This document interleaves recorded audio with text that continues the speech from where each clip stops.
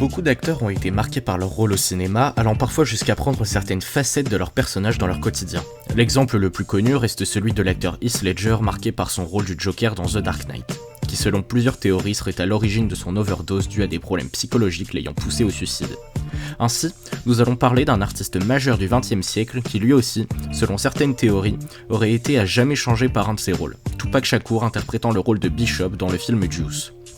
Avant d'être le rappeur icône du gangsta rap, Tupac se tourne d'abord vers la comédie, comme sa meilleure amie de l'époque, Jada Pinkett, avec qui il joue au théâtre et fait ses études à la Baltimore School for the Arts.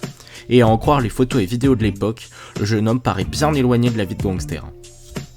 Quelques temps plus tard, arrive la décennie 90 et elle commence très fort dans le milieu du hip-hop puisqu'en 1991 sort le premier album de Pac nommé Tupacalypse Now, dans lequel il façonne son personnage engagé pour la lutte contre les inégalités visant les Afro-Américains, discours qui lui a été inspiré par son éducation au sein même des Black Panthers.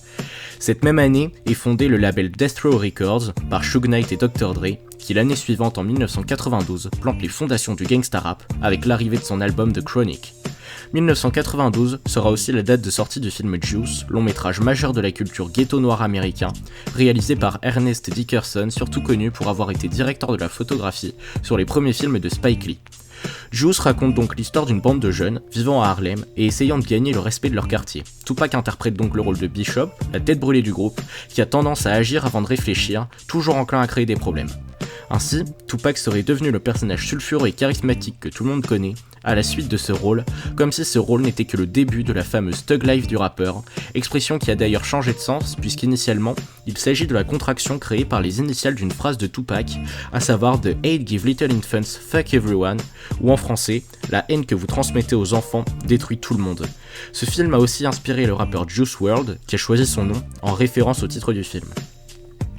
Démarrant comme une comédie, le film va très vite se transformer en drame intelligent et engagé qui pointe du doigt des thèmes bien d'actualité, d'hier comme d'aujourd'hui, comme le port des armes, le désir de vengeance et surtout les conditions de vie misérables dans les ghettos aux États-Unis. Aucune glorification de la violence dans ces quartiers où celle-ci y est déjà omniprésente.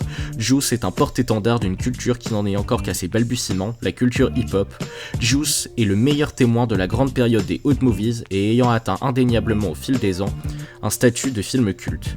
Tupac est-il un acteur inné, ou bien son rôle a débloqué chez lui une rage indéniable face au monde qui l'entoure? Nous ne le saurons probablement jamais.